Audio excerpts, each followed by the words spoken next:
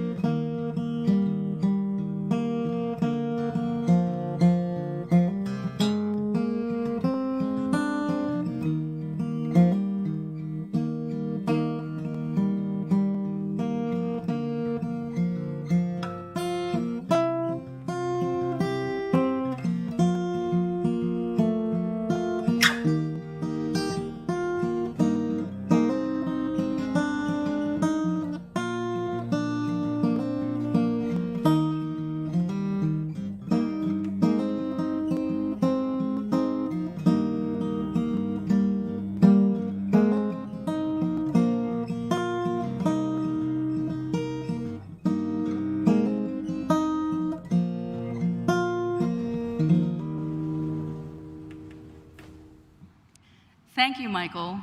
Please be seated.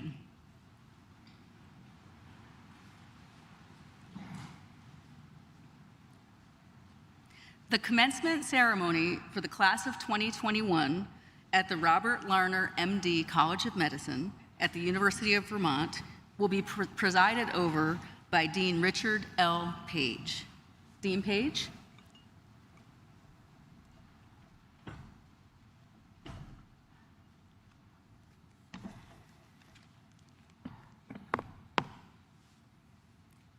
Thank you, Dr. Cushman.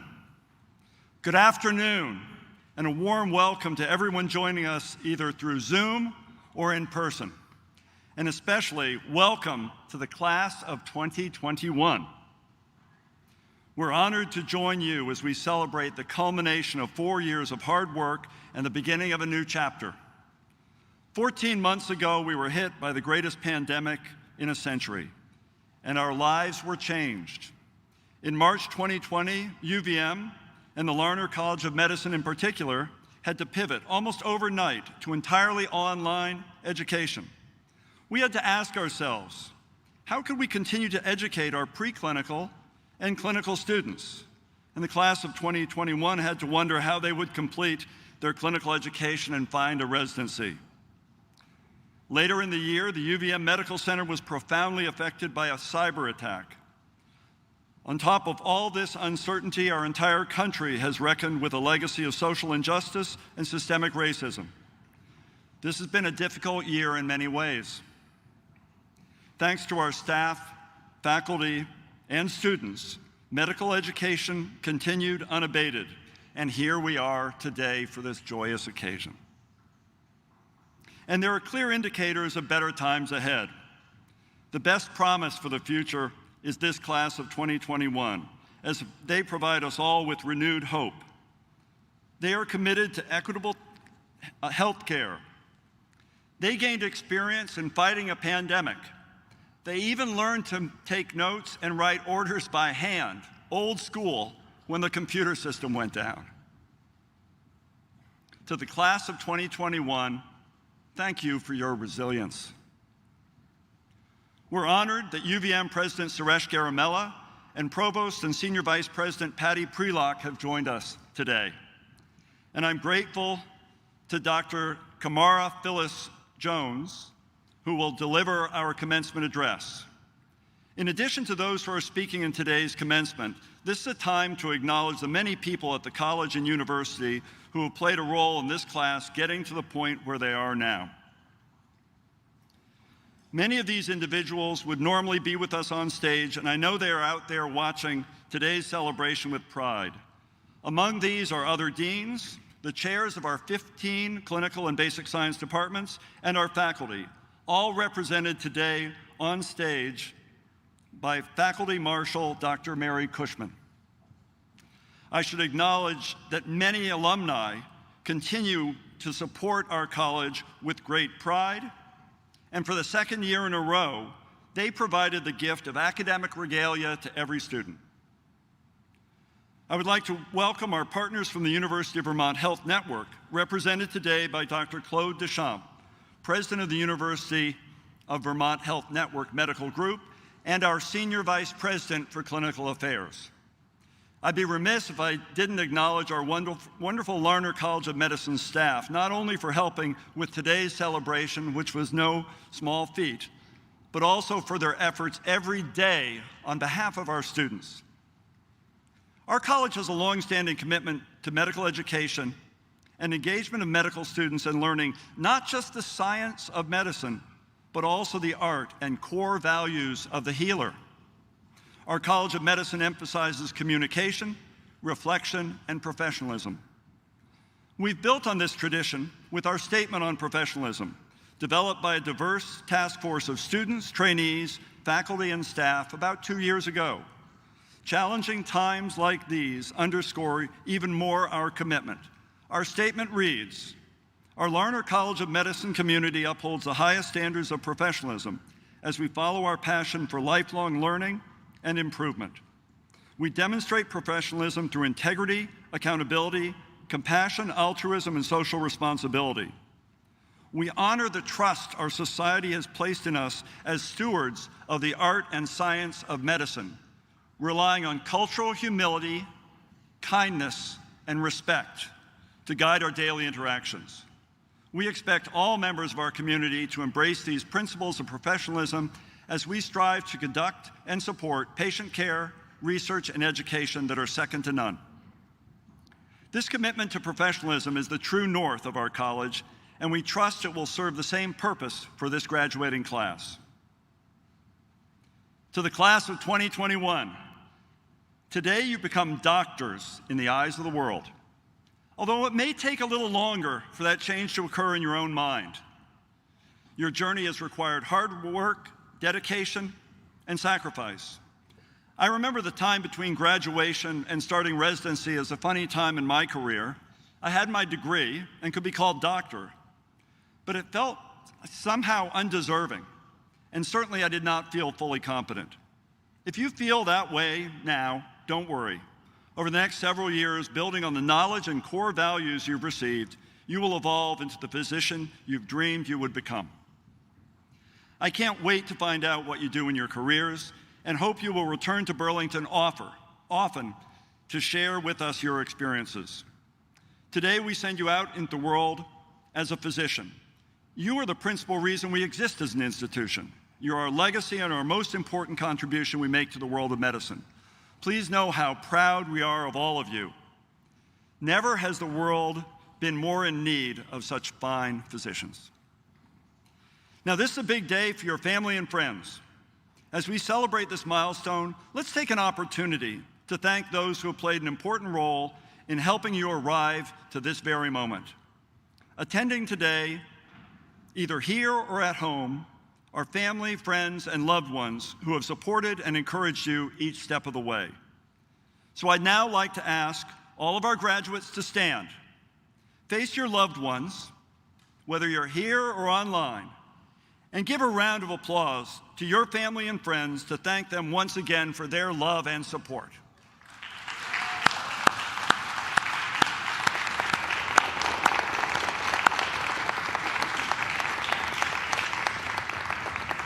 Please be seated.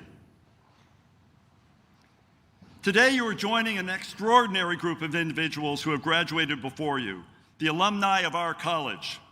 As alumni, you will extend our campus beyond its physical borders, making a difference in your communities the way you've made a difference in ours. So as you begin this next phase of your journey, I wish you only the best. I encourage you to let integrity, compassion, and social responsibility serve as your true north. Let kindness, respect, and cultural humility, guide your daily interactions. With these core values and the education you've received, you're ready to greet the patients who await you. Congratulations once again. Now, it's often said that medicine is a team sport. In the care of our patients, we depend on our colleagues and our partners. Our college couldn't ask for a more collaborative and engaged partner than the University of Vermont Health Network. Our shared missions guide our actions, and our close relationship benefits our patients and our students. This relationship is embodied by Dr. Claude Deschamps, who holds both the titles of President of the UVM Health Network Medical Group and Senior Associate Dean for Clinical Affairs. It's a great pleasure to invite my friend and colleague, Dr. Claude Deschamps, to share some words from our partners at the UVM Health Network. Dr. Deschamps.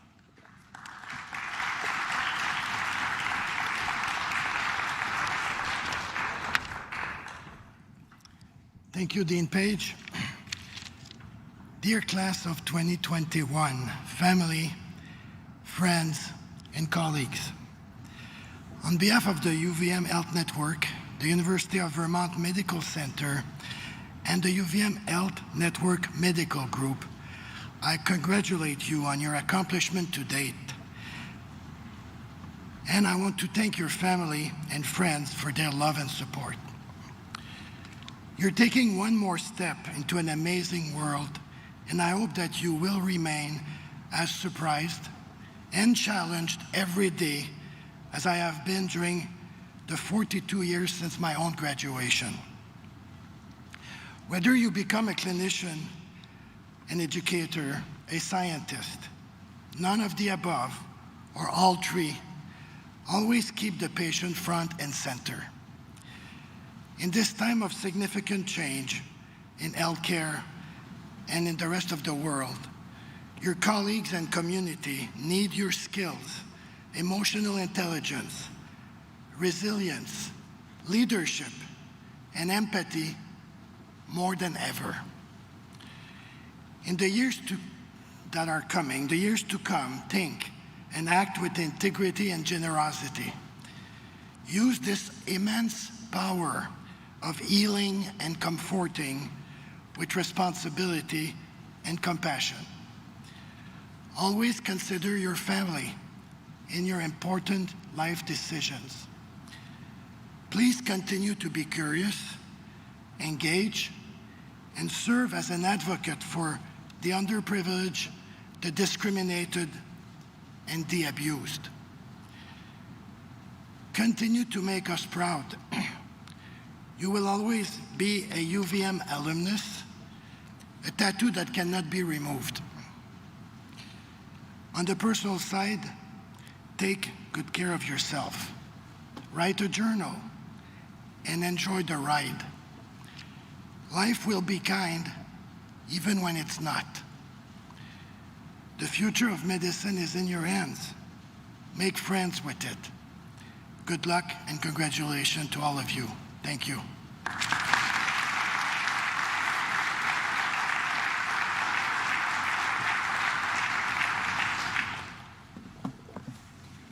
Thank you, Dr. Deschamps.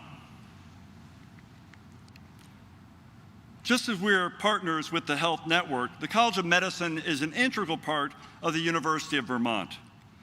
For the past 2 years and throughout these trying times of the pandemic, UVM has been led with innovation and dedication by its 27th president, Suresh Garamella. Last year, at the height of the pandemic, he joined us for our online ceremony, and I'm delighted today that he's able to be here for this ceremony to speak with you and to formally confer upon you your degree. I'm deeply grateful to him for joining us. Please join me in welcoming President Suresh Garamella.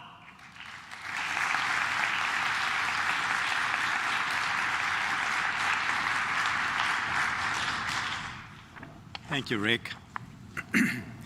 And congratulations, Catamounts. You've navigated a most unusual and challenging year and have every reason to be immensely proud of your achievement. It's been a year where we've lost loved ones and friends to the pandemic.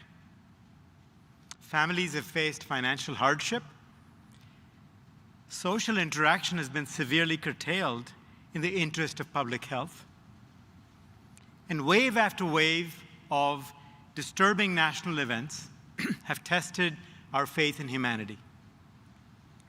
It's an understatement to say this hasn't been easy on anyone. You sacrifice to keep one another safe and others that you treat, helping us find a way to not only make it successfully through the year, but also to prepare for our return to a near-normal campus this fall. With your concern for those around you and your cooperation, you've already paid it forward. So yes, let us celebrate. Our graduates and their families have a lot to be proud of. There's a sense of relief and a sense of accomplishment against the odds. For this, I salute you. I seek your indulgence as I pause, just as Dean Page did, to recognize the families, loved ones, and friends of our graduates, both here and watching from afar. I would have asked you to rise and be recognized, but you've already done that, so let me just applaud and join Dean Page in thanking all of you.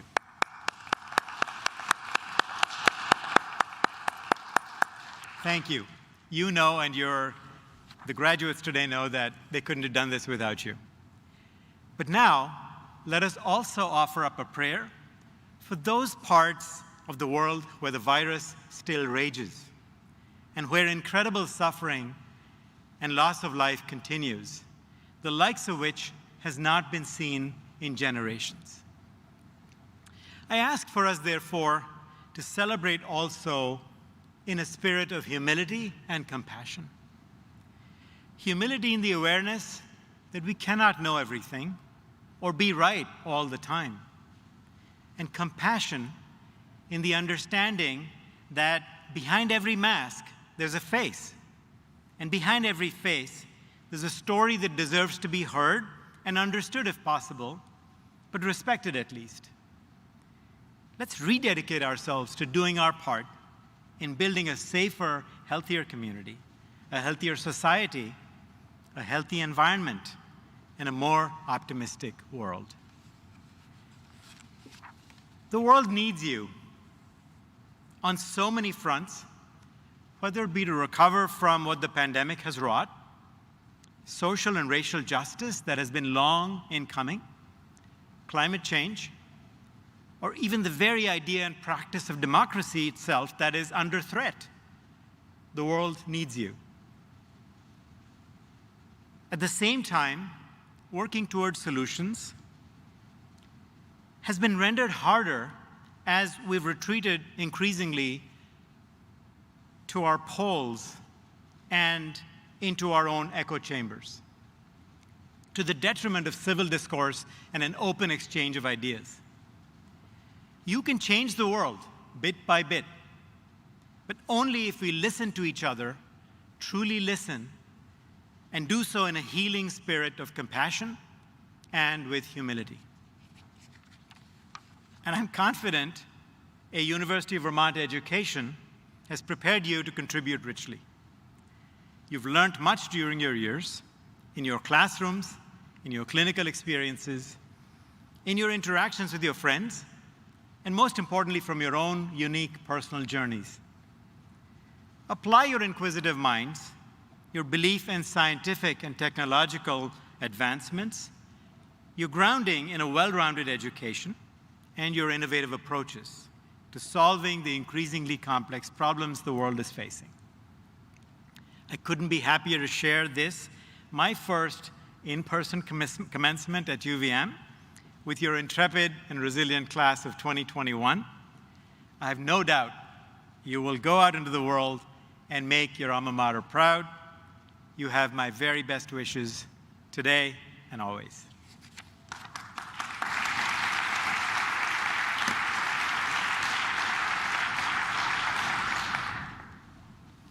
Thank you, President Garamella. I would now ask the faculty of the Larner College of Medicine and distinguished guests on stage to stand as we present the class of 2021 for the formal conferral of their degrees by President Garamella. Also, to the class of 2021, please rise.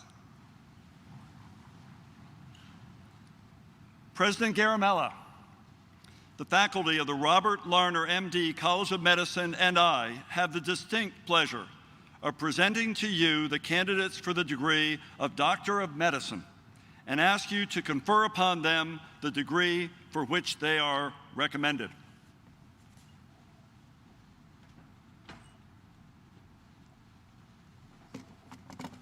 This is my favorite part. Members of the class of 2021, through your successful efforts, as certified by the recommendation of your dean, you've met the requirements of the Larner College of Medicine and thus deserve to receive the hallmark of the University of Vermont. By virtue of the authority vested in me by the trustees of the University of Vermont, I admit you to the degree of Doctor of Medicine.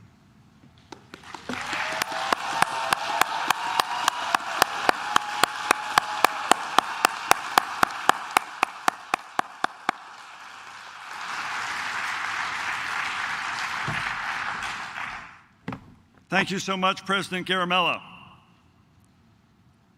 And now it's my honor. Students, please sit. I've never had you listen to me so well. It's now my honor to introduce our guest speaker, Dr. Kamara Phyllis Jones.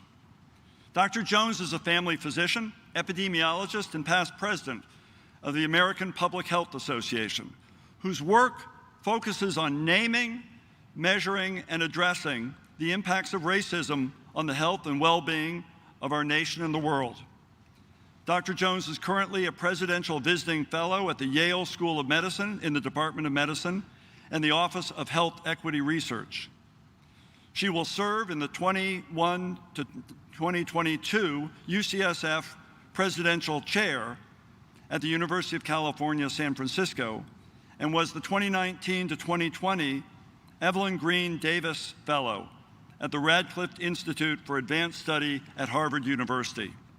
She taught for 6 years as an assistant professor at the Harvard School of Public Health, served 14 years as medical officer for the Centers for Disease Control and Prevention, and is currently an adjunct associate professor at the Morehouse School of Medicine and an adjunct professor at the Rollins School of Public Health at Emory University. Dr. Jones' allegories on race and racism illuminate topics that are otherwise difficult for many Americans to understand or discuss. Recognizing that racism saps the strength of the whole society through the waste of human resources, she aims to mobilize and engage all Americans in a national campaign against racism. I'm proud to introduce our speaker on screen, Dr. Kamara Phyllis Jones. Thank you so much, Dean Page, and thank you, President and Provost and all of the faculty members that are assembled. And congratulations to the class of 2021 of the University of Vermont Larner College of Medicine. This has been some journey. I mean, you guys have worked so long and hard to get here, and then this past year has been an extra stress on all of us, but also has actually tested you for so that you can know your mettle, that you can understand the power that you have. I know that we're doing a hybrid event this year. I so wish that I were there with you because I get so excited when I see people filing in and hear the pomp and circumstance and to feel your energy and to join in your jubilation. So here I am from afar, joining in your jubilation. Congratulations, I joined the faculty, your family members, your friends, and your fellow students. You have earned this degree. I want to spend a few minutes talking to you about being a social justice warrior and how being a social justice warrior is a legitimate and I would say necessary part of being a physician. So I'm going to share with you a story, one of the allegories that I use to help people understand that racism and other systems of structured inequity exist. And then I'm going to leave with you 4 charges as you embark on this next exciting, exhilarating, challenging phase of your life. 4 charges that will help you as you step into the role of social justice warriors and physicians. The story that I'm going to share with you, which I call Dual Reality, a restaurant saga, is one of the allegories that I use to help people understand that racism exists. And why do I even try to help people understand that racism exists? It's because more and more people are naming racism. That's an important thing in our nation's history, because racism denial has been so staunchly held and is so seductive in this society. In fact, when we name racism, there are 4 key messages that we need to communicate: that racism exists, that racism is a system, that racism saps the strength of the whole society, and that we can act to dismantle racism. So this allegory, which I call Dual Reality, a restaurant saga, communicates that first key message, that racism exists. And it's based on an experience that I actually had when I was a medical student. In fact, come into my shoes. You can go back a few years, because I was a first-year medical student, very studious, very diligent. And here it was on a Saturday. I had awakened early, and what did I do? Immediately, I had my nose in the book studying. And by now it was late afternoon, and some friends came over. And did they distract me from my studies? Oh no, we all got to studying long and hard, and now it's getting to be evening, and we're getting hungry, and I had no food in the apartment, which was so typical of me that my friends excused me. They were like, okay, never mind, Kamara, we understand, but we are hungry. Let's go into town and find something to eat. So we do. We head into town and we find a restaurant, and we walk in and we sit down, and the menus are presented, and we order our food, and the food is served. Here we are eating. So maybe not the story about racism in a restaurant that you thought I would tell. But hold on. As I sat there eating with my friends, I looked across the room, and I noticed a sign that was a startling revelation to me about racism. So now maybe I've intrigued you. And maybe you're wondering, well, Dr. Jones, what did the sign say? Well, what did the sign say?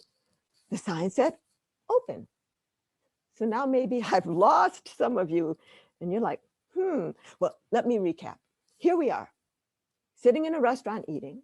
I look across the room, I see a sign that says open.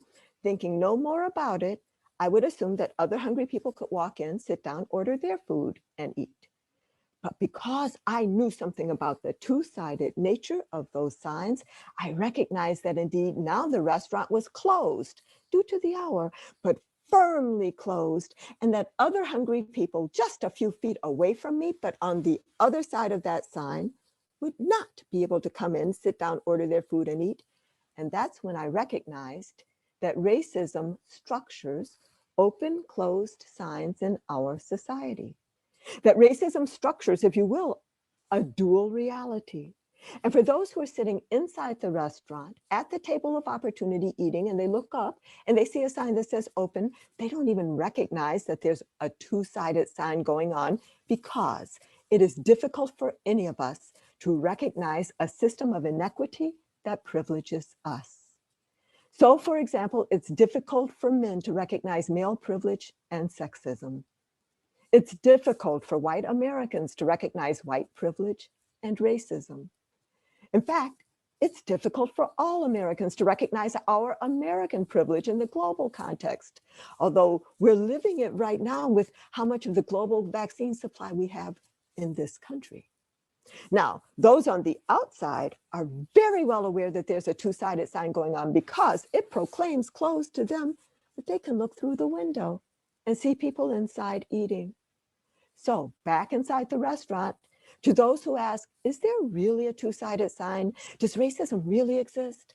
I say, I know it's hard for you to know when you only see open. In fact, that's part of your privilege, not to have to know. But once you do know, you can choose to act.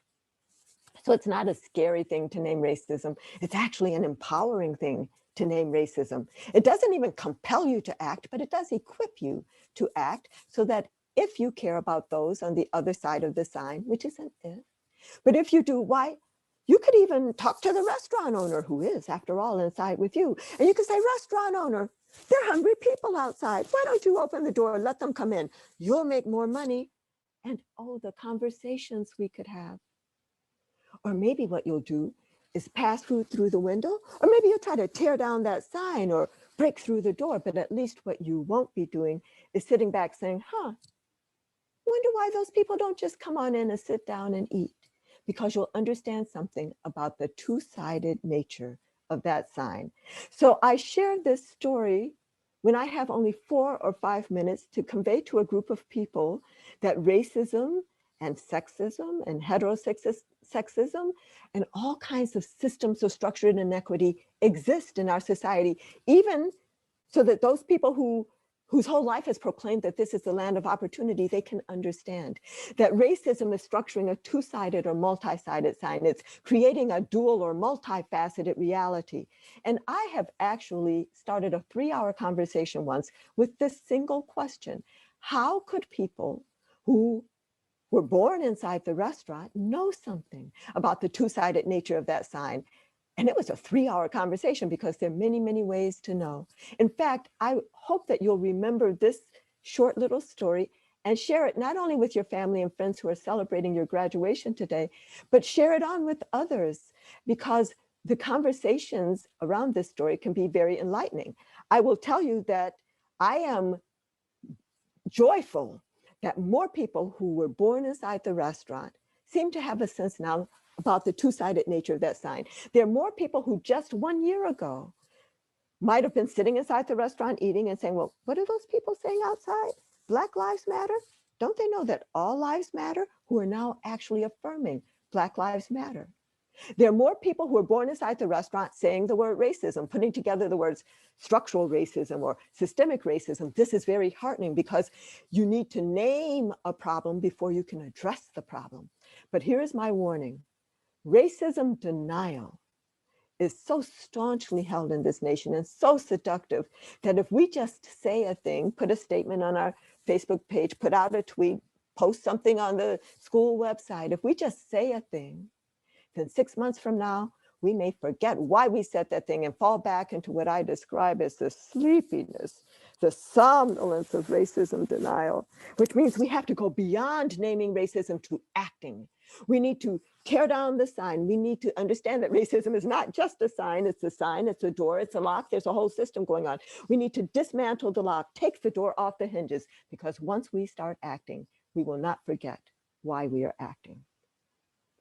So as I said, I hope that you enjoyed that story, that you can remember it. Please share it on. Take it as your story, add to it, embellish it, challenge it, work with that story. But this is one of the important things that we need to understand as a nation, and that we are at a moment where we can, as some people have said, go from having a moment to a movement.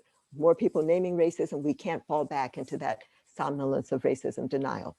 Now, I said that I would then give you 4 charges to equip you to be social justice warriors who are unafraid to tell stories like this, or name racism, name sexism, heterosexism, name economic systems like capitalism and the like as issues that are affecting the health and well-being of our nation. I call my charges the 4 BCs, and here they are, and then I'll just give you a little detail on each. The first one is be courageous. The second is be curious.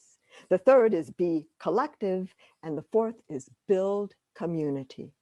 So when I say be courageous, I'm saying be unafraid of controversy, embrace challenge. And embracing challenge includes when people give you opportunities that you feel like, oh, I don't know if I'm ready to be the student speaker for this, or now the chief resident of that, or whatever. When people give you opportunities that make you feel a little bit nervous, not do drugs and not jump off a cliff, but growth opportunities, I would say yes. When somebody says, will you do, say yes, because they already know in offering you that invitation that you will be successful in it. And when you do the thing and you are successful, you will grow in your knowledge of your own ability, and you'll grow in your confidence. When I say be courageous, I mean follow your own passions. You have spent so much energy getting to this place, and you're going to be spending a lot more energy as you go forward. But never feel that your opportunities and your vistas are constrained. You are the author of your own path. What you will be doing 20 years from now is not even knowable to you because you may be creating a whole new thing. So be courageous and be a truth teller, number one. The second, be curious. So ask why, and then why again, and why again. Now we know as clinicians that we need to dig deep and ask why. Why is the patient presenting in this way?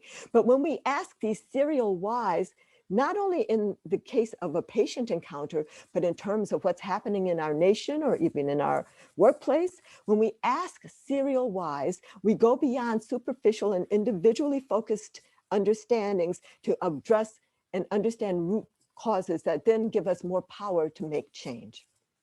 So ask serial whys. Be curious by reading widely. Be curious by reading history. Be curious by being interested in the stories of others, and then believing the stories of others, and then joining in the stories of others. The third of the BCs, so we said be courageous, be curious. The third one is be collective. Care about the whole. Get information about what's going on in the world outside of your narrow sphere. And as you go into residency training, it's going to be so easy to just be so tunnel vision, but really be collective and care about the whole and learn about the whole.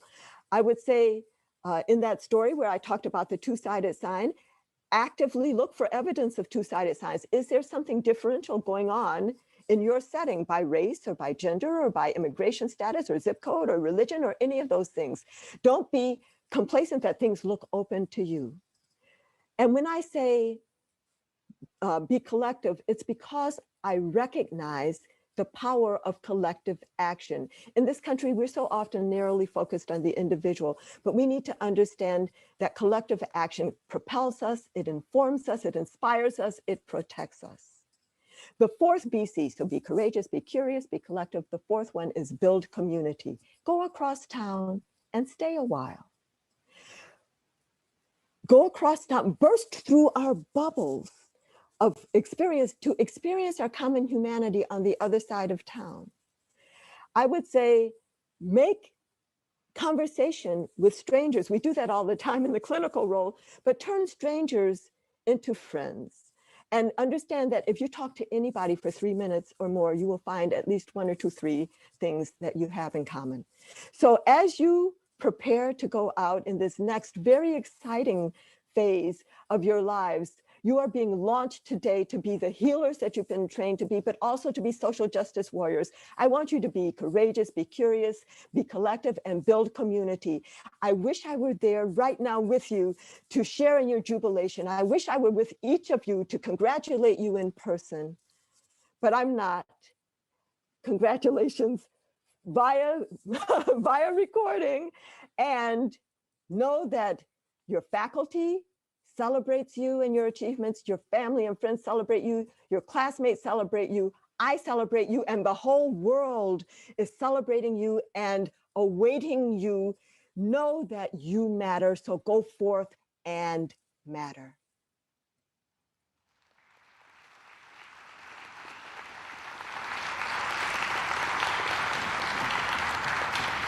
Thank you, Dr. Jones. I'd now like to recognize the 13 members of the faculty who are receiving emeritus status this year. It's impossible to take the full measure of the contributions made by this distinguished group. It was their mission to teach and to learn, to ask questions as well as answer them, and to prepare a generation of physicians and scientists to make a difference in the world. Their names are listed in your program, and we're tremendously grateful for their contributions. I'd also like to take a moment to congratulate the faculty and staff who have received awards from the class of 2021. Their teaching support and mentorship have been invaluable. All the honorees' names are likewise listed in your program. Let's give them all a round of applause.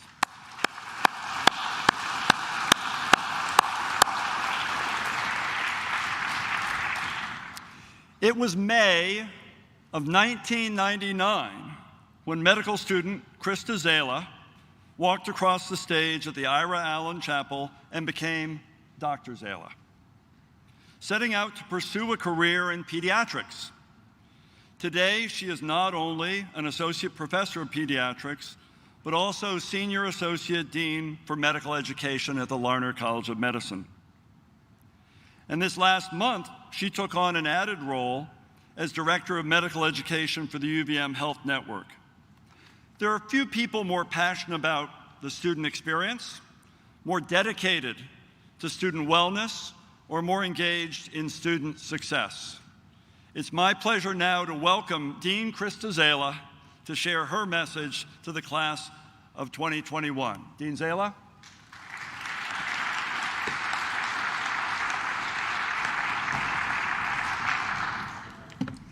Thank you, Dean Page, and thank you to our distinguished guests, faculty, staff, family and friends, and most importantly, our students, the class of 2021, who are receiving their Doctor of Medicine degrees today.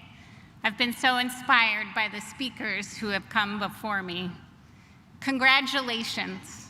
I was recently reflecting on MedEd 200 and your first day of orientation. Do you remember August 7th, 2017? Has it really been 4 years? So much has changed since then in yourselves, in medical education, and of course, in the world around us. And yet you remained hopeful and resolved in your commitment to your careers, realizing your dreams of becoming a doctor and striving for health equity. I am so proud of all that you have accomplished, and I'm honored to be a part of your celebration today. This day is for you, in recognition of your hard work and many accomplishments. If the pandemic has taught us anything, it is the power disease has to upend daily life in ways we never thought possible.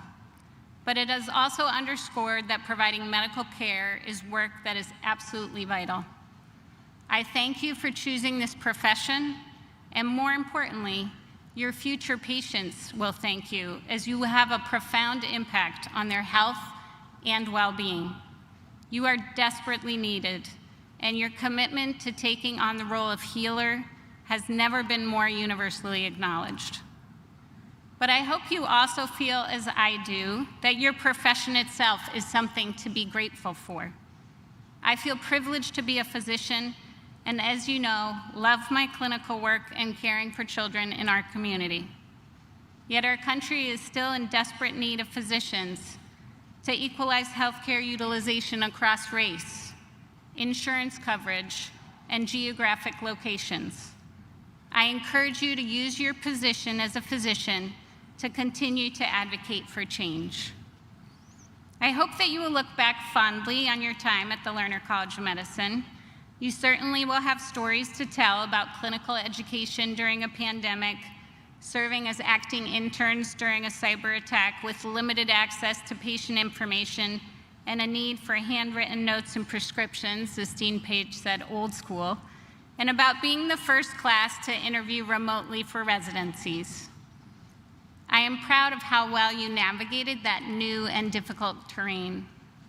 I have been inspired watching you adapt to the demands of medical school and chart your own individual pathways to success in medicine. You have done this while maintaining your deep commitment as a class to advocating for social justice and equity. Your voice will continue to be important throughout your career, so speak up for what is right. Be a model of professionalism and demonstrate kindness and respect in all that you do.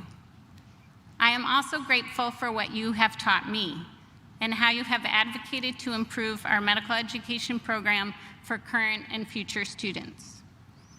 You will leave this ceremony today well prepared to go out in the world and serve patients. After all, that is why you came to the Larner College of Medicine. I am honored to have you join me as a fellow UVM Larner alum. Although we are parting ways today, I encourage you to stay connected with us, with each other, with mentors, family, and friends. You will benefit from that continued support throughout your career.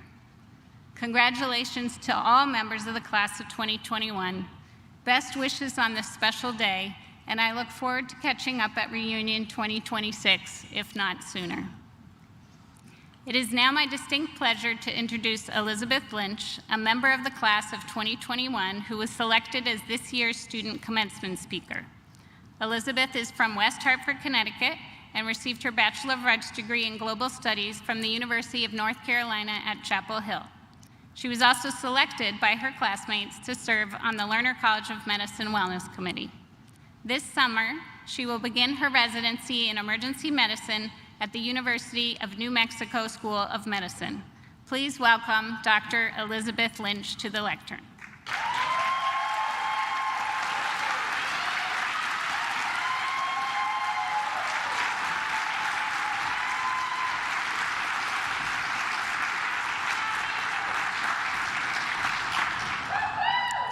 Thank you, Dean Zayla.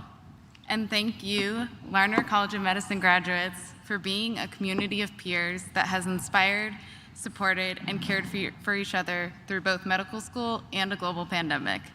You all are the foundation of the educational achievement we are celebrating today. You, doctors of the class of 2021, are all our heroes. Medical school is a grueling and isolating experience at times, and it can take a mental and physical toll on students. Before I begin, I want to take a moment to remember a peer who is not here. Collins Agujafor was in the class of 2022, and he died a year ago.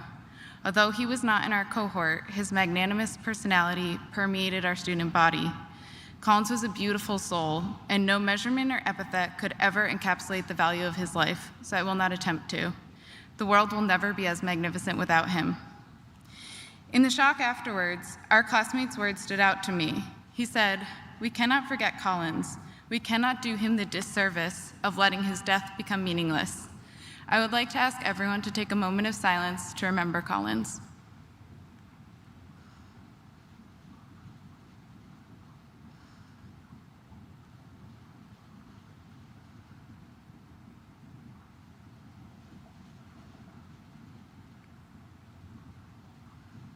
Thank you.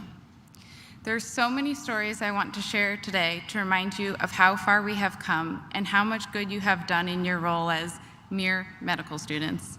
In the past year, you have set up iPads so grandparents could meet their 6-week-old grandkids for the first time, or held hands with patients in an induced coma, fetched ice chips for patients who cannot eat, and listened to patients' fears when they could not have family members visit them in the hospital.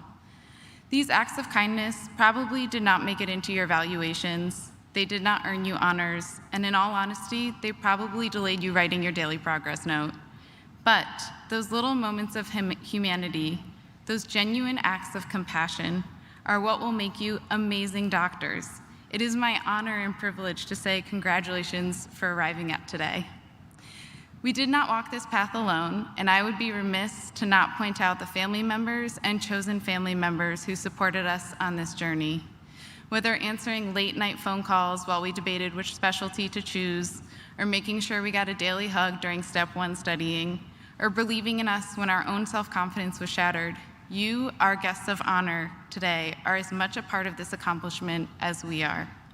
You gave us strength when we faltered and filled us with love when we needed it most. To the faculty and staff of the Larner College of Medicine, it has been a journey of transitions.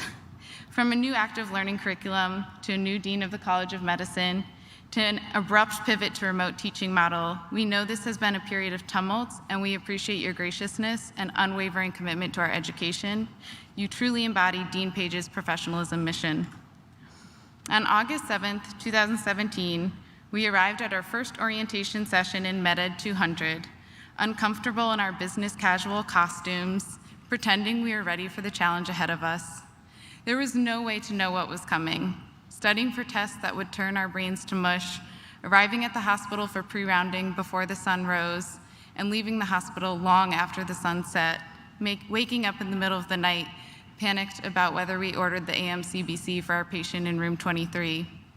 As if it were not enough of a challenge, a pandemic emerged that would upend our medical system and devastate our country and the world. For me, starting medical school felt like entering a tunnel with walls made of pneumonics, sketchy microbiology videos, and endless attempts to memorize the transfer of carbon through the Krebs cycle. But outside that tunnel, the world was exposing its shadows. On August 12, 2017, 6 days after we started medical school, a car intentionally drove into a protest crowd in Charlottesville, Virginia. A young woman protesting white nationalism died. Over the next 4 years, when we looked beyond the Larner College of Medicine walls, we saw innocent Black men killed regularly by police, a young Black EMT killed while sleeping in her bed, and countless transgender people who disappeared without recognition. In our state of constant exhaustion from testing, evaluations, and the unrelenting pressure to impress each other, it was sometimes easier to not look outside the tunnel, to bury our heads in Step 1 study aids instead of facing the reality of a vitriolic and violent America. But we cannot hide from reality within the world of medicine. We have all seen racism in our clinical experiences already. I remember the day my patient was happy to talk to me, a white medical student, but openly refused care from my supervising attending because he was Black. I did not know the right thing to say, so I stayed silent. I regret that inaction. I regret letting the fear of not saying the right thing outweigh my obligation to do the right thing. Chadwick Boseman said, "Fearlessness means taking the first step, even if you do not know where it will take you. It means knowing that you reveal your character when you stand apart more than when you stand with the crowd." In medical school, the fear of receiving a bad evaluation for any minor misstep can pressure us to stand with the crowd, to not stand apart. But I know you all. I have seen you be fearless despite the threat of negative repercussions. I have heard you correct senior faculty when they mispronounce a peer's name. I have seen you advocate on behalf of your patients despite being the lowest person in the medical hierarchy. And many of you have worked tirelessly to improve the delivery of medical education to be more equitable, just, and diverse. As an MD, your words and opinions will be respected and prioritized in conversations. Choose to be a part of that dialogue. Continue to speak up. Do not hide in silence. The coronavirus pandemic has uncovered the insidious racism in medicine, forced us to address the plight of child hunger in the United States, and to face the deep class divides in our country. In many ways, both our political system and our society need healing. 4 years ago, when you took the oath to become a doctor, you committed to remember that I remain a member of society with special obligations to all my fellow human beings. The healing our patients need goes beyond the clinical exam room or the emergency department. It demands that we engage with society's injustice and medicine's role in perpetuating an unequal world. Today, we go from being medical students to physicians. Your role is no longer to observe, but to act. You now have the power to put in orders yourself, to provide direct patient care, to teach the next generation of medical students. In the words of our anatomy professor, Dr. Ellen Black, be bold. Be more than a member of the crowd. Be someone whose character will be remembered. Be fearless. As we begin the next chapter of our medical training, take courage from how far you've come and remember your own strength. Do not let the daunting future diminish your radiance. Each of us has traversed a unique, arduous path through medical school, and you still arrived at today. Take a moment to remember the person who inspired you to become a doctor. Maybe it was your childhood pediatrician, your older brother, or your school nurse. Today, you became that doctor. You are the inspiring person others will look up to. You manifested your dream. Revel in that achievement. Congratulations, doctors.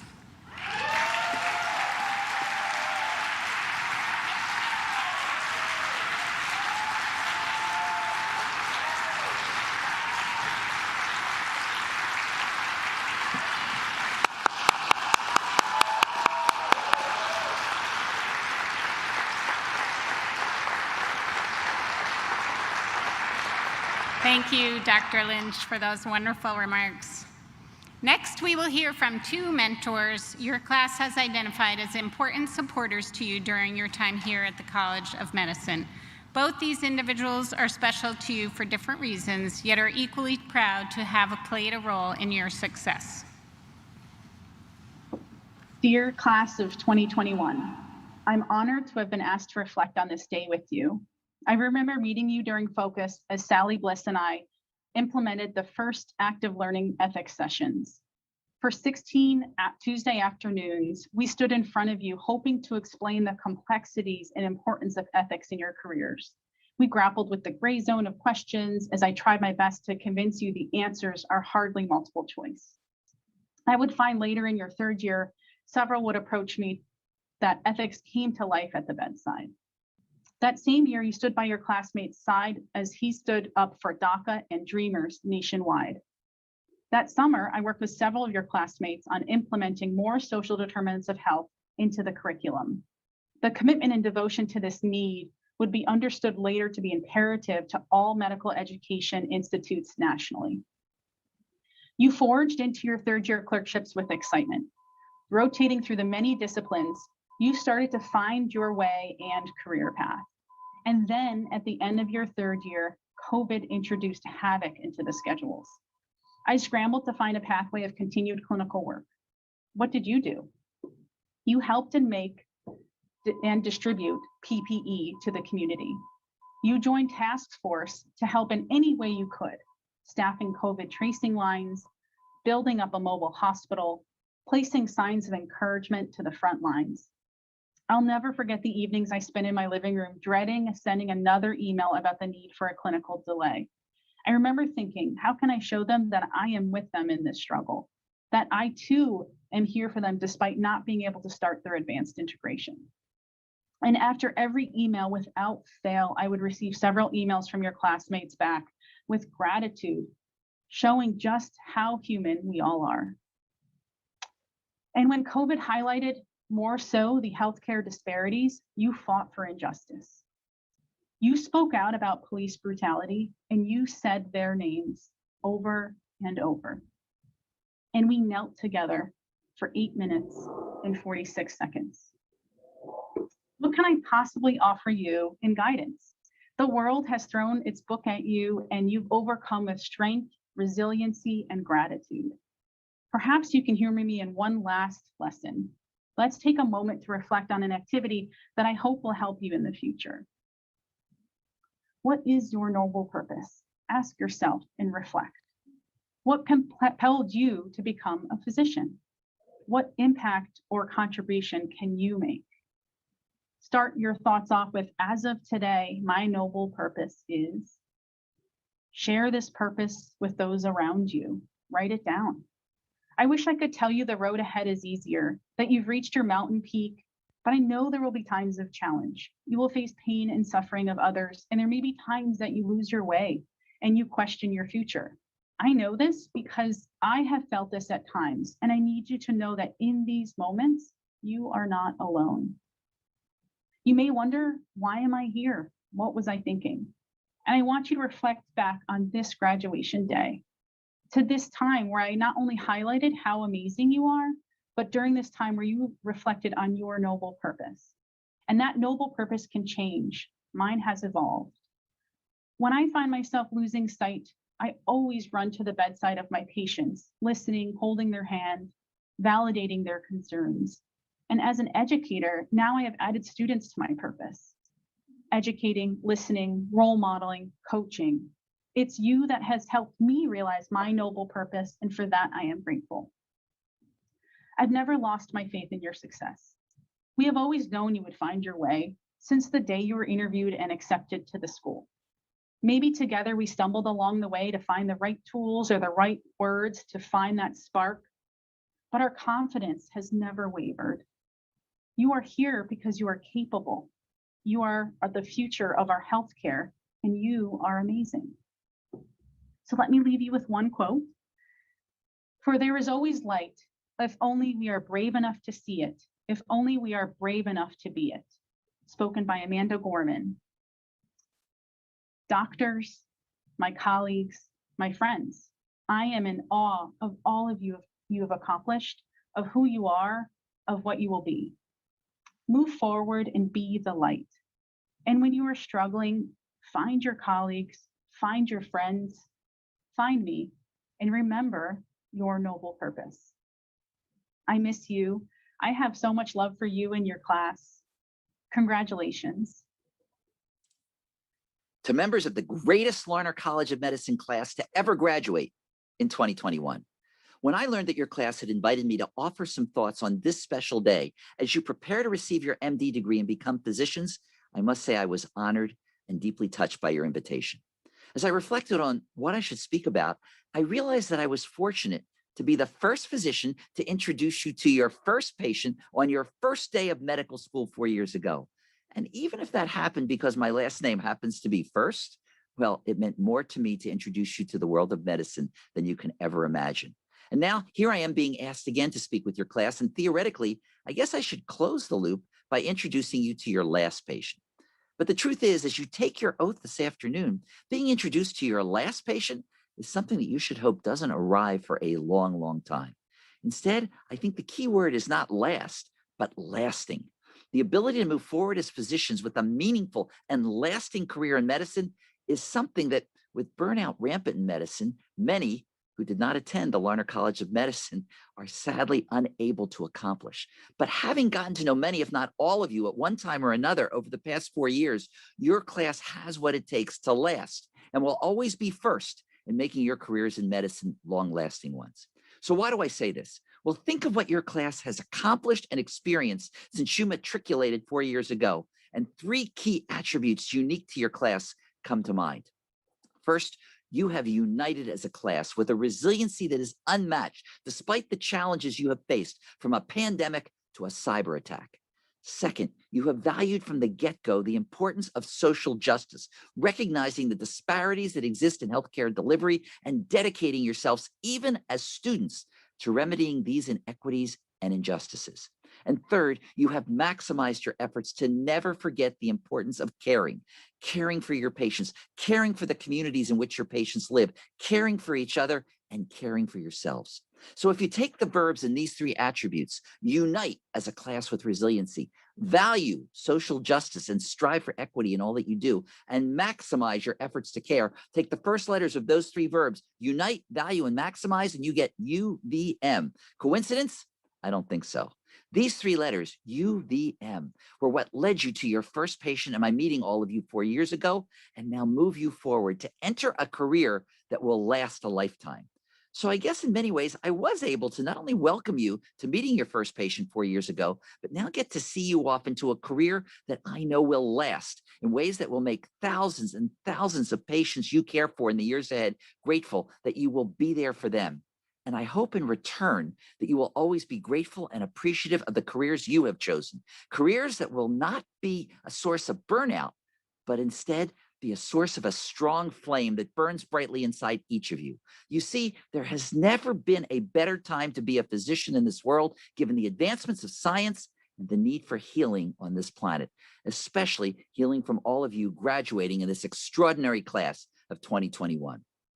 But if words will not convince you of the importance of your unifying with strength and resiliency, valuing the importance of advocacy and social justice through these attributes, and then maximizing your ability to care and care so much about your patients and the world we live in, then maybe a song will.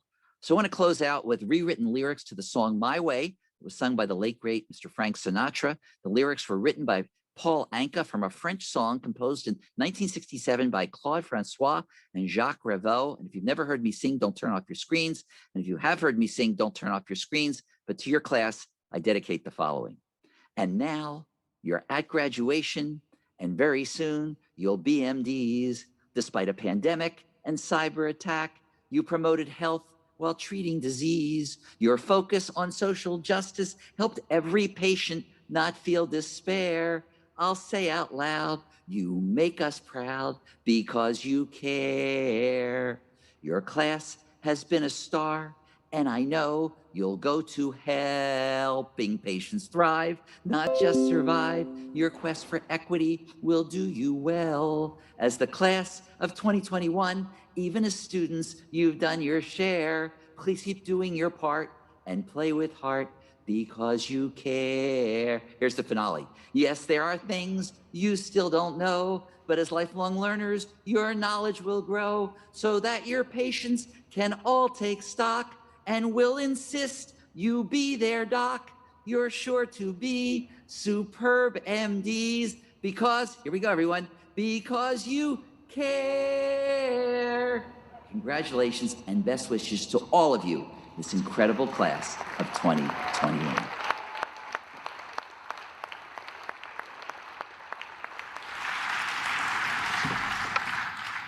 Well, how do you follow that?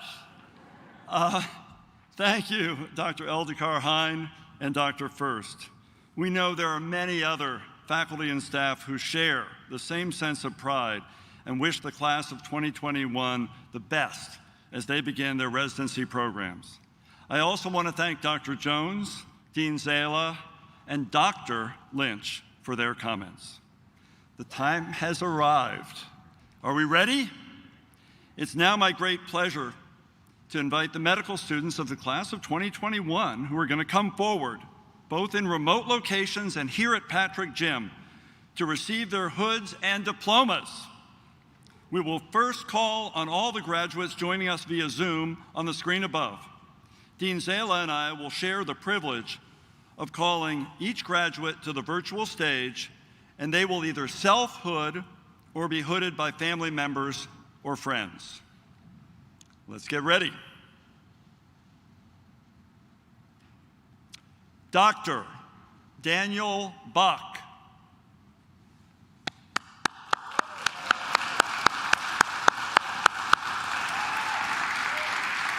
Dr. Rio Beardsley.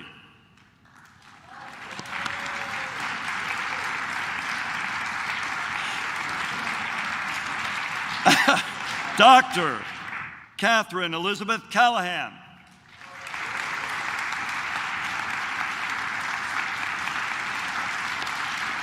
Dr. Susan Catherine Campbell.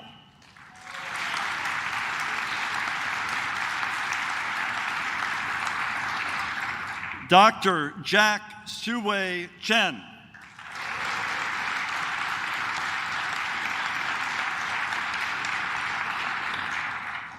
Dr. Michael Vernon Shimileski.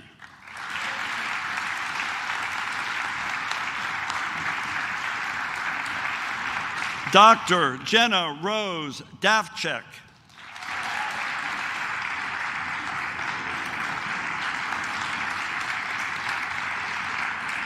Dr. Annabelle Davey.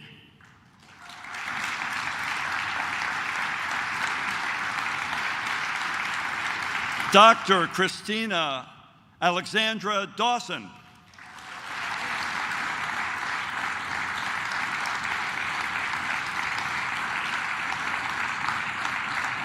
Dr. Jamie Christine Fernandez.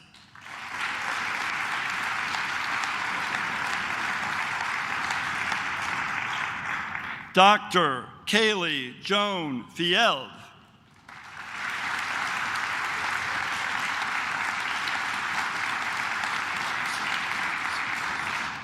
Dr. Raquel Salis Gutani.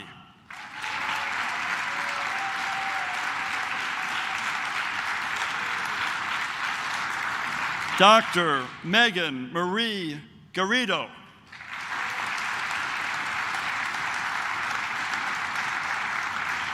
Dr. Brian William Gross.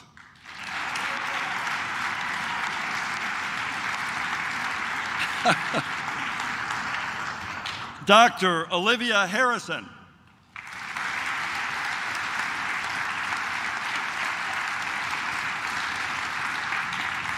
Dr. Reed Hauser.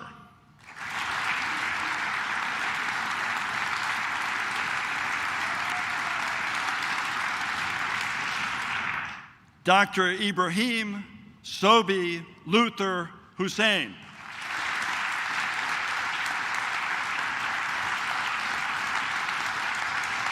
Dr. Alexander Dmitry Kabachev.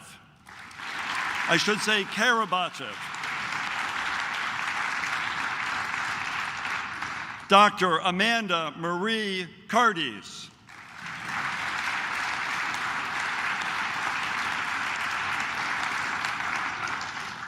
Dr. Kristen Carmen Keene.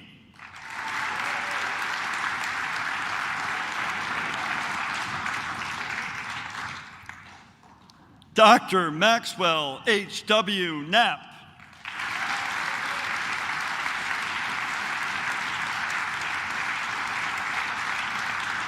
Dr. Mark Roman Kostrubiak.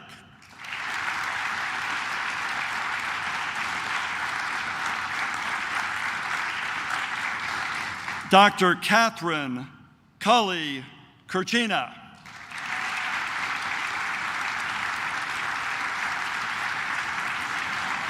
Dr. Adam Augustine Lacayo.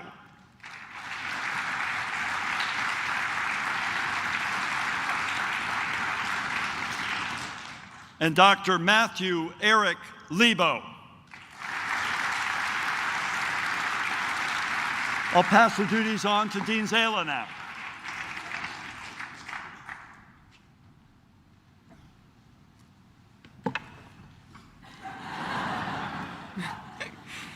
Dr. Colin C. Love.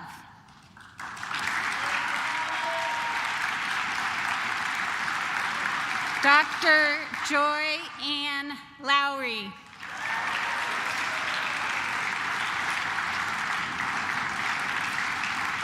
Dr. Jessica Lyon.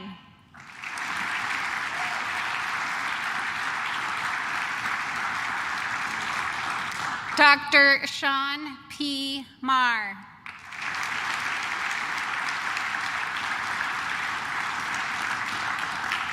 Dr. Michael Carlo Nilo.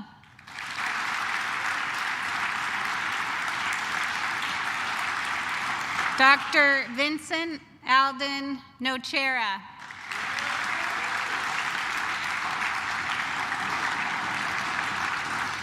Dr. Scott Kevin Olenek.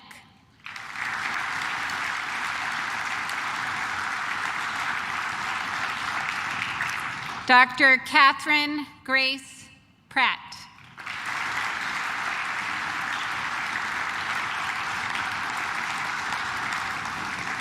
Dr. William Tyler Prince.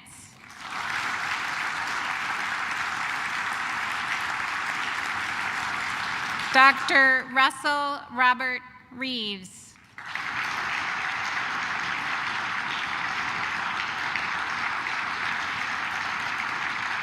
Dr. Shay Ian Rowlinson.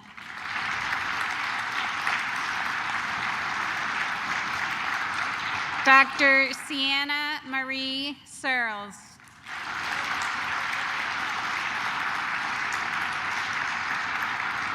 Dr. Ellen Walker Seiler.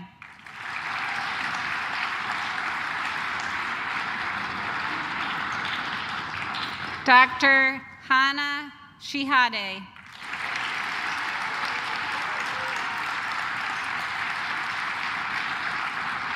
Dr. Jessica Sicca.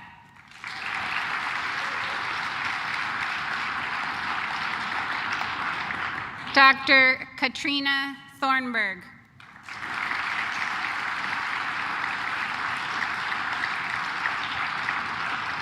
Dr. Laura Till.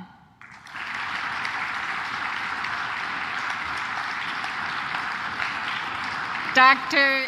Davina Vanessa Alway Samantha Tolbert.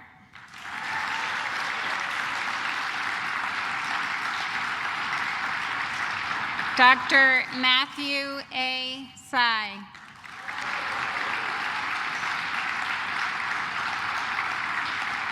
Dr. John Vandenberg.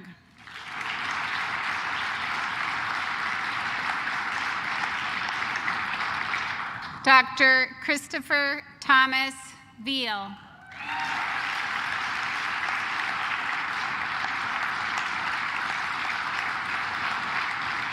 Dr. Michael Howard Weber.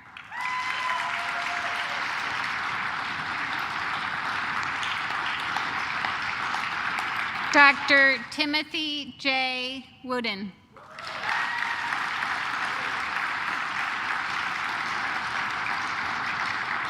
Dr. Hannah Marilyn Woodruff.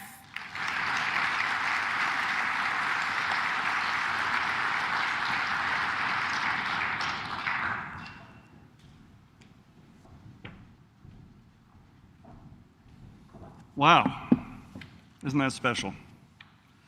Now we're going to call on the graduates joining us here today in person to come forward and join us on stage as we call their names and they hood themselves. We ready? Dr. Cameron A. Burke.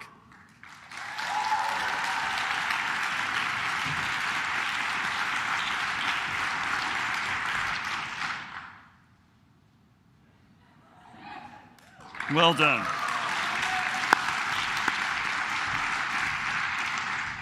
Dr. Colin J. Anderson.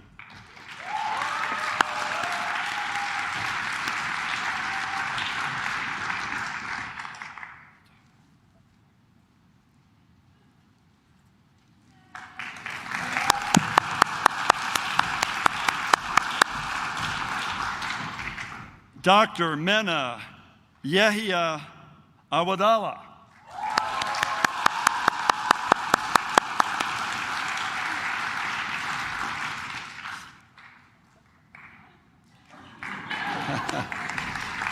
Dr. Samantha Jo Bissonette.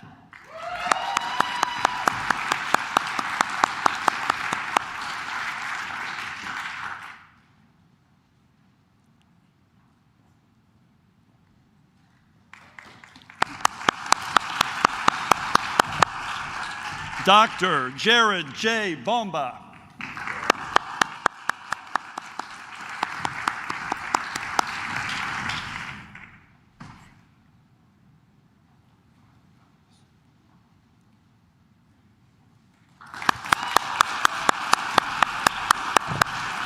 Dr. Audria Yvonne Bose.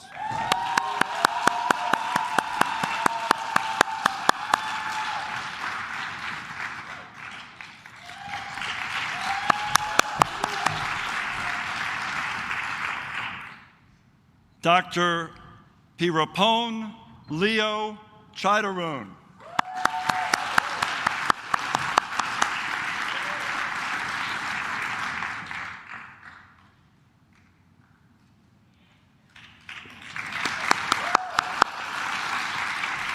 Dr. Alexandra Elizabeth Churchill.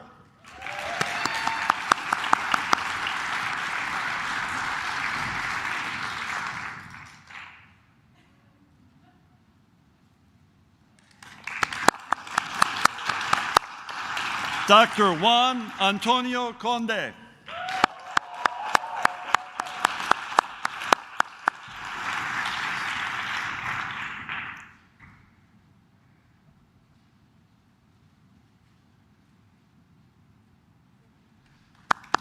Dr. Hillary Elizabeth Danis.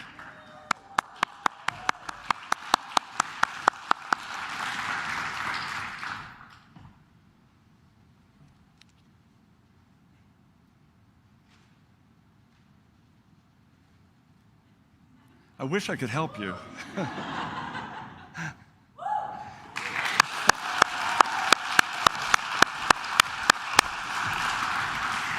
Dr. Andrew Leet Darling.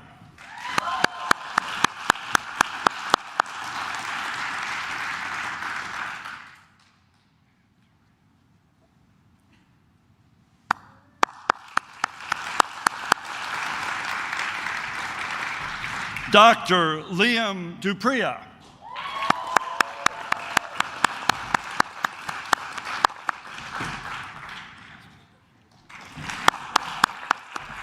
Dr. Emily Tansman Eichner.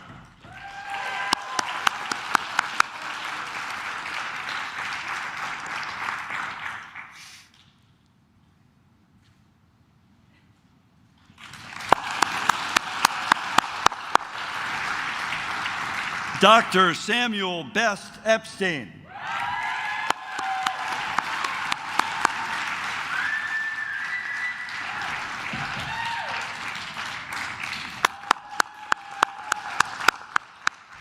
Dr. Jack W. Fitzsimons.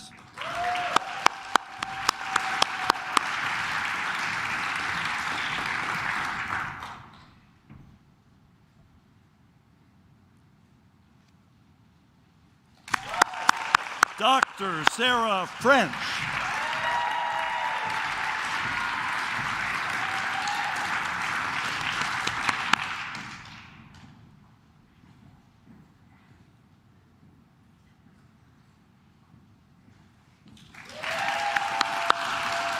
Dr. Alexa Jean Golden.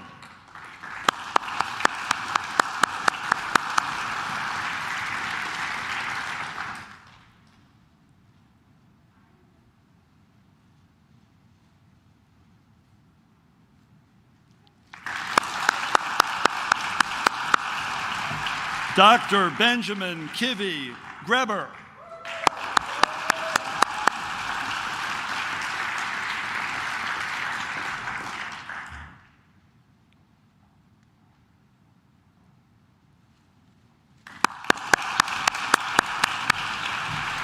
Dr. Mary McDonald Griffin.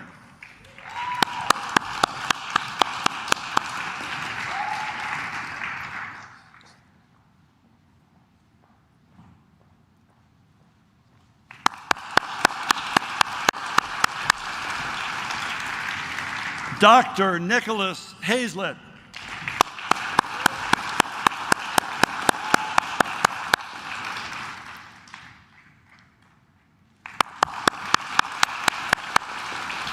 Dr. Sydney Julia Breck Hilker.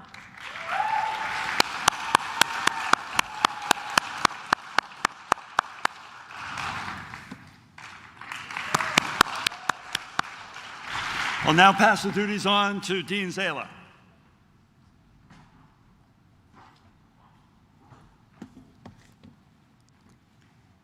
Dr. Van Huang.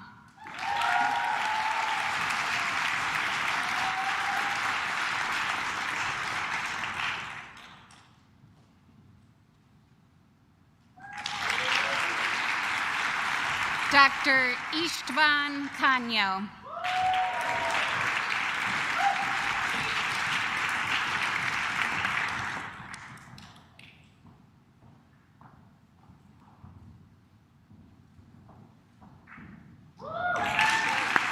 Dr. Dylan Charles Kudakchin.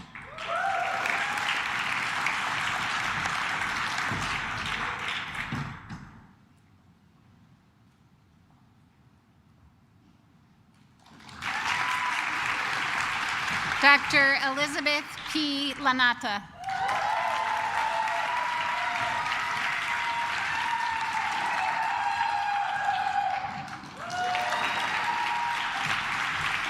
Dr. Olivia Grace Larkin.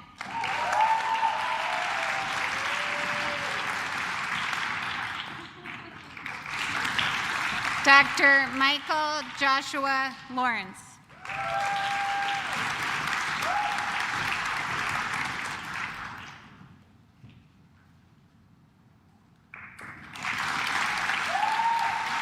Dr. Flora Furo Liu.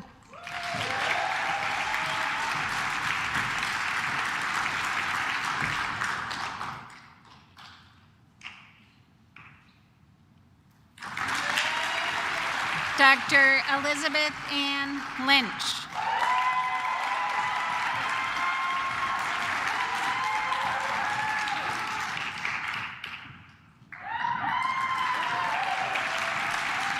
Dr. Bridget L. Moore.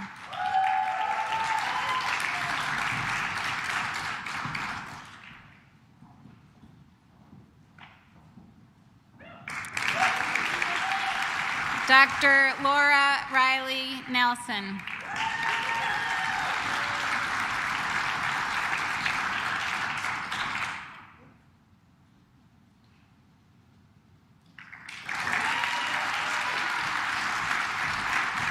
Dr. Cassandra Nowicki.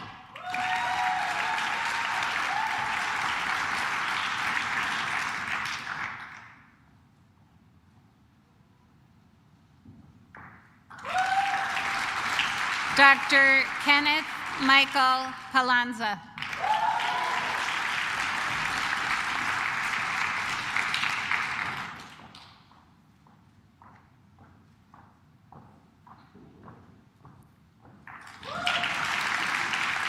Dr. Ashton Hudecki Pike.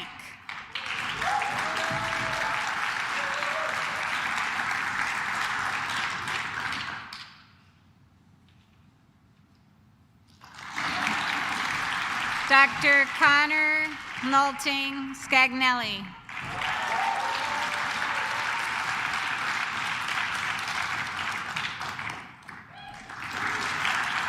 Dr. Shivani Seth.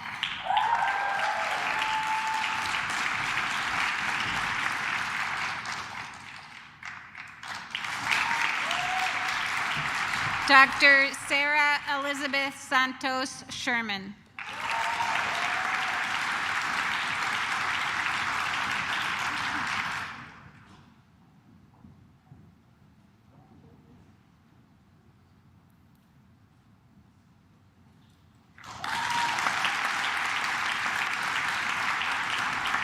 Dr. George Tahan.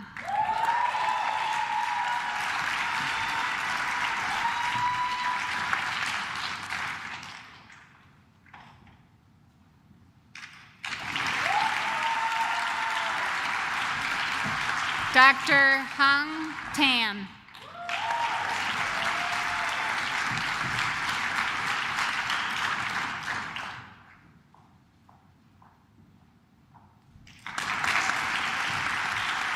Dr. Joshua Bruce Taylor.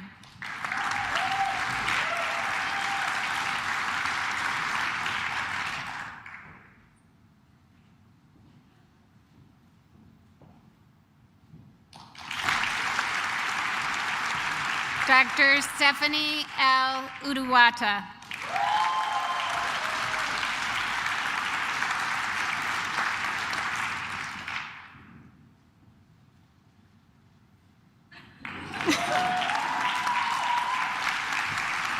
Dr. David Joseph Vicido.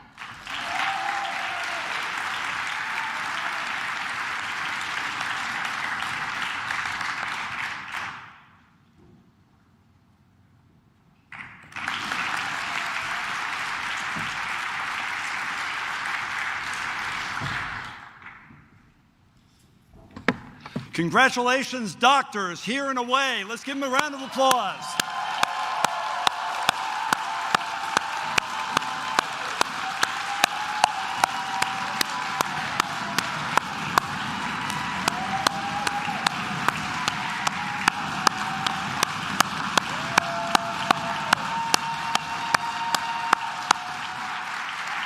We're not done yet. We're not done yet. Now, members of the class of 2021, we're ready to take the oath. Please stand. This is the recitation of a statement that marks a new physician's entry into the ranks of medicine and serves to remind all physicians of their commitment to professionalism and their profession. The oath expresses the wisdom and ideals of centuries of physicians, from Hippocrates to today's graduates. I also invite our faculty physicians and any other physicians among us, both here and on Zoom, who wish to renew their pledge, to stand and recite with us the oath, which you will find on the last page of your program. Please repeat each line after me. I swear to fulfill, to the best of my ability, this covenant.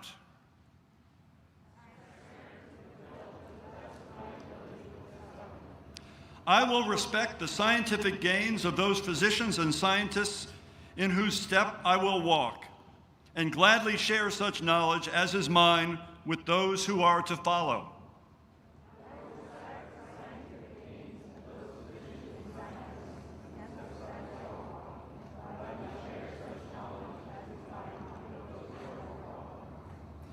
I will remember that there is both art and science to medicine.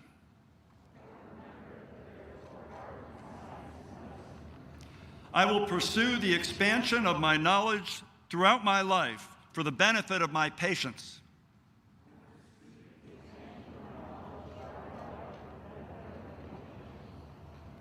I will practice medicine with conscience and dignity. I will respect the privacy of my patients and not judge them.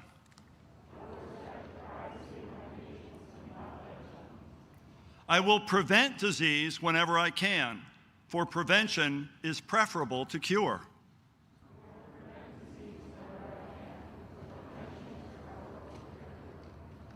Most especially, I will tread with care in matters of life and death.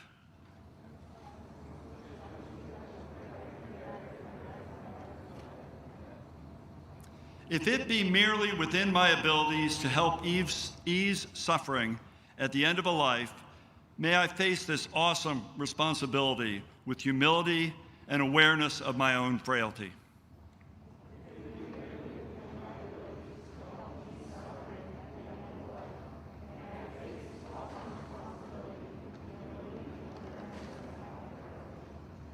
I vow always to act to preserve the finest traditions of my calling, and may I long experience the joy of healing those who seek my help.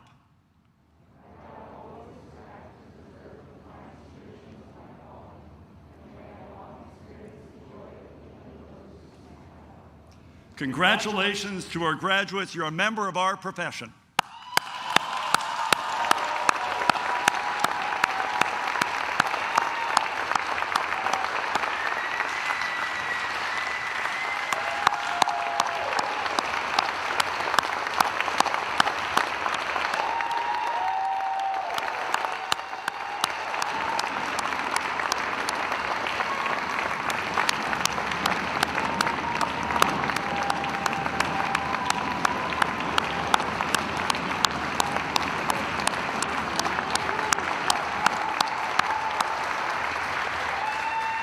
Please be seated.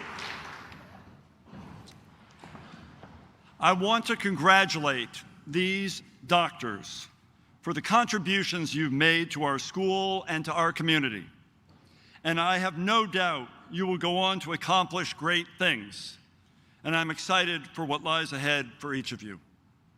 And although we are not all able to be physically together today, I look forward to the future when everyone can return for a reunion with their classmates, colleagues, friends, faculty, here at this special place where your medical career began.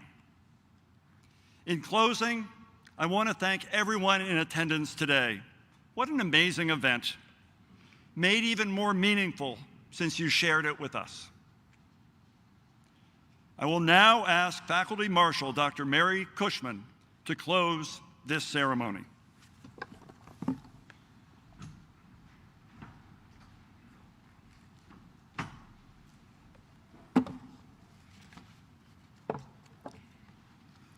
In closing, I want to thank everyone in attendance today.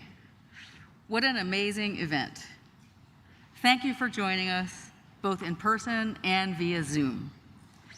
Following the faculty recessional, the members of the class of 2021 here today will recess, following Marshal Dr. Cameron Burke. Please be careful to follow the university's guidelines on indoor gatherings by exiting the building as directly as possible and refraining from gathering in the lobby. Congratulations to all the members of the class of 2021. I hereby declare these commencement proceedings closed.